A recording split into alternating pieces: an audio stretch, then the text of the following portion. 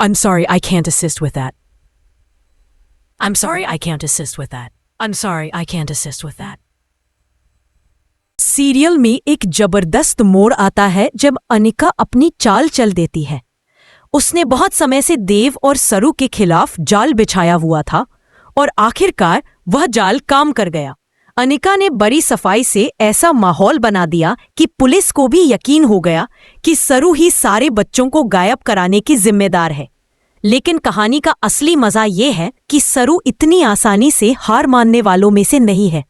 अनिका भले ही खुद को बहुत तेज समझती हो, लेकिन सरू ने भी दिमाग लगाकर ऐसा बड़ा प्लान बनाया है जिसे सुनकर कोई भी हैरान रह जाए।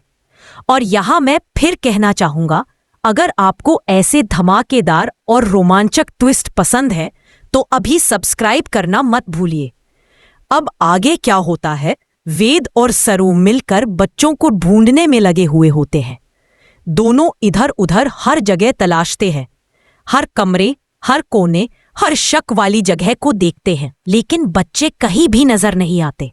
वेद की सांसें तेज हो जाती है, सरू का दिल डर और बेचैनी में धड़कने लगता है, लेकिन खोज बेकार साबित होती है। तभी अचानक पुलिस वहां पहुंच जाती है और इसी मौके का फायदा उठाते हुए अनिका सबके सामने इल्जाम ठोक देती है सरू ने, जिसे सरू ने पहले ही तैयार कर रखा था। सरू की यही चाल आगे चलकर पूरी कहानी को नए मोड़ पर ले जाती है। अगर ऐसे चतुर प्लान और दिमागी खेल आपको पसंद है तो जल्दी से सब्सक्राइब कर लीजिए, क्योंकि आगे और भी धमाके होने वाले हैं। कहानी में आगे होता यह है, अनिका किसी भी हाल में पुलिस को कॉलेज की तलाशी लेने नहीं देना चाहती। उसे अच्छी तरह पता है कि अगर कॉलेज की तलाशी हो गई तो उसकी सारी करतूतें सामने आ जाएंगी।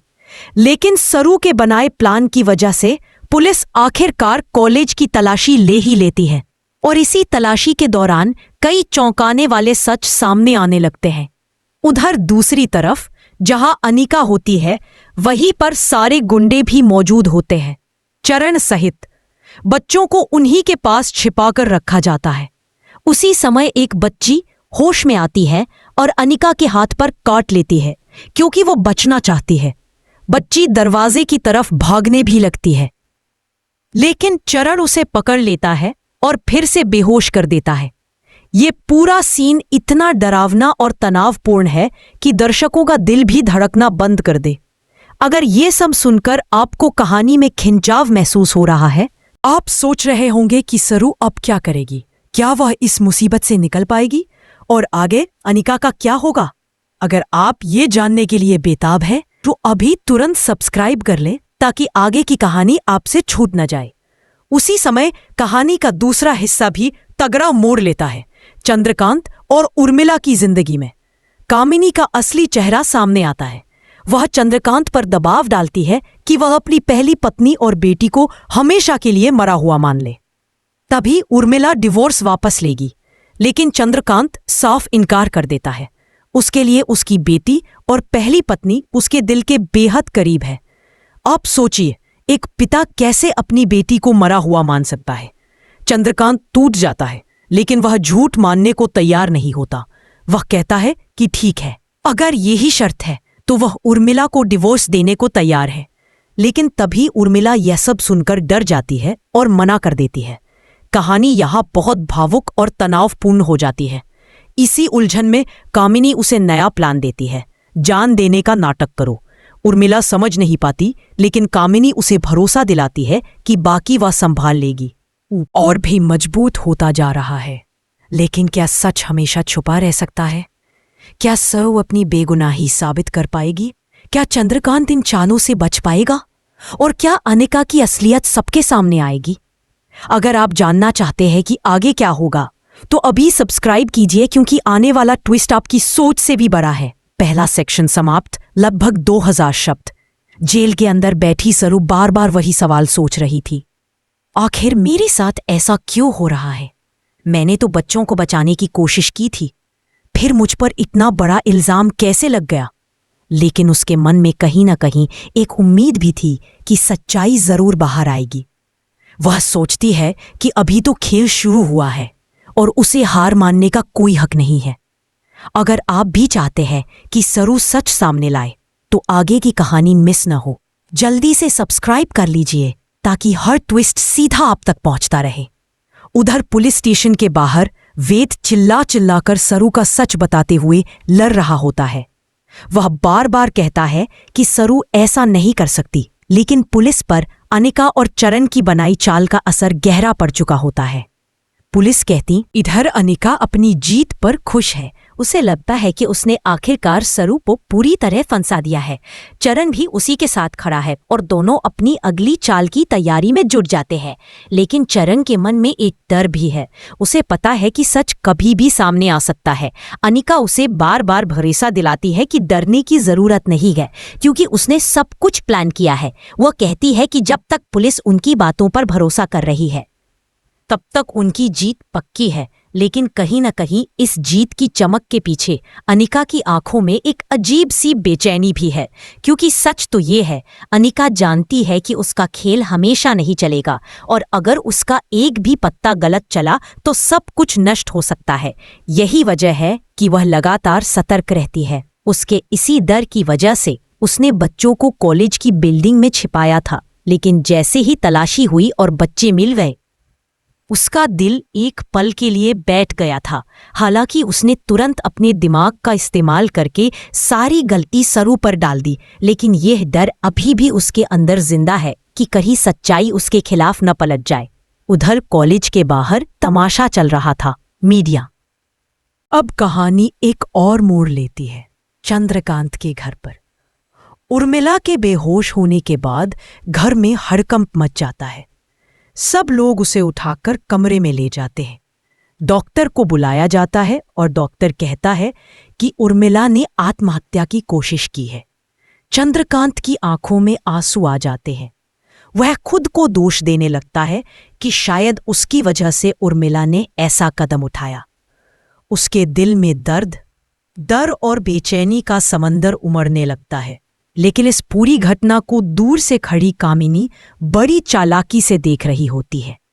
उसकी आंखों में एक शातिर चमक होती है। उसे पता है कि उसका प्लान काम कर रहा है। वह चाहती है कि चंद्रकांत और अधिक टूटे ताकि वह उसे अपने हिसाब से घुमा सके। कामिनी का मन काला और योजनाएं और भी काली होती जा रही हैं, लेकिन वह यह नहीं जानती कि उसकी चालें ज्यादा समय तक नहीं टिकने वाली। अगर आप जानना चाहते हैं कि कामिनी का अगला कदम क्या होगा तो जल्दी से सब्सक्राइब कर लीजिए, क्योंकि आगे कहानी और भी ज्यादा रोमांचक होने वाली है। चंद्रकांत अस्पताल में उर्मिला के पास बैठा है।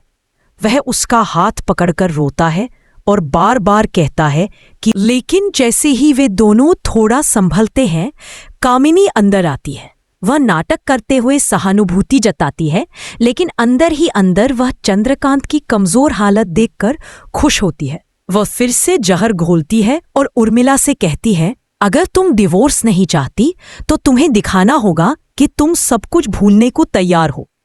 चंद्रकांत को भी अपनी पहली पत्नी और बेटी से दूरी बनानी होगी, वरना ये सब कुछ फिर हो सकता है। कामिनी की बातें सुनकर उर्मिला और चंद्रकांत दोनों दुविधा में पड़ जाते हैं, लेकिन कहानी की डोर यहां से और भी उलझने लगती है। उधर पुलिस स्टेशन में सरू को मिलते हैं कुछ नए सबूत।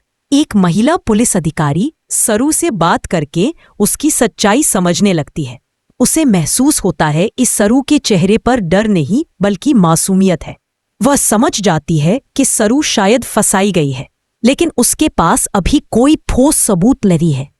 इसलिए वह सिर्फ इतनी ही मदद कर पाती है कि सरू को थोड़ी हिम्मत दे सके। सरू के अंदर उम्मीद की एक नई किरण जाग उठती है। अगर आप भी मानते हैं कि सच को कोई नहीं रोक सकता तो जुड़े रहिए और सब्सक्राइब जरूर कर लीजिए वेद मीनवाइल कॉलेज। लेकिन जैसे ही वे दोनों थोड़ा संभलते हैं, कामिनी अंदर आती है। वह नाटक करते हुए सहानुभूति जताती है, लेकिन अंदर ही अंदर वह चंद्रकांत की कमजोर हालत देखकर खुश होती है। वह फिर से जहर घोलती है और उर्मिला से कहती है, अगर तुम डिवोर्स नहीं चाहती तो तुम्हें दिखाना होगा कि तुम सब कुछ भूलने को तैयार हो। चंद्रकांत को भी अपनी पहली पत्नी और बेटी से दूरी बनानी होगी, वरना ये सब कुछ फिर हो सकता है। कामिनी की बातें सुनकर उर्मिला और चंद्रकांत दोनों दुविधा में पड़ जाते हैं, लेकिन कहानी की डोर यहां से और भी उलझने लगती है। उधर पुलिस स्टेशन में सरू को मिलते हैं कुछ नए सबूत। एक महिला पुलिस अधिकारी सरू से बात करके उसकी सच्चाई समझने लगती है। उसे महसूस होता है इस सरू के चेहरे पर डर नहीं बल्कि मासूमियत है। वह समझ जाती है कि सरू शायद फंसाई गई है, लेकिन उसके पास अभी कोई ठोस सबूत नहीं है। इसलिए वह सिर्फ इतनी ही मदद कर पाती है कि सरू को थोड़ी हिम्मत दे सके। सरू के अंदर उम्मीद की एक नई किरण जाग उठती है। अगर आप भी मानते हैं कि सच को कोई नहीं रोक सकता, तो जुड़े रहिए और सब्सक्राइब जरूर कर लीजिए वेद मीनवाइल कॉलेज। लेकिन जैसे ही वे दोनों थोड़ा संभलते हैं, कामिनी अंदर आती है। वह नाटक करते हुए सहानुभूति जताती है, लेकिन अंदर ही अंदर वह चंद्रकांत की कमजोर हालत देखकर खुश होती है। वह फिर से जहर घोलती है और उर्मिला से कहती है, अगर तुम डिवोर्स नहीं चाहती तो तुम्हें दिखाना होगा कि तुम सब कुछ भूलने को तैयार हो। चंद्रकांत को भी अपनी पहली पत्नी और बेटी से दूरी बनानी होगी, वरना ये सब कुछ फिर हो सकता है। कामिनी की बातें सुनकर उर्मिला और चंद्रकांत दोनों दुविधा में पड़ जाते हैं, लेकिन कहानी की डोर यहां से और भी उलझने लगती है। उधर पुलिस स्टेशन में सरू को मिलते हैं कुछ नए सबूत। एक महिला पुलिस अधिकारी सरू से बात करके उसकी सच्चाई समझने लगती है। उसे महसूस होता है इस सरू के चेहरे पर डर नहीं बल्कि मासूमियत है।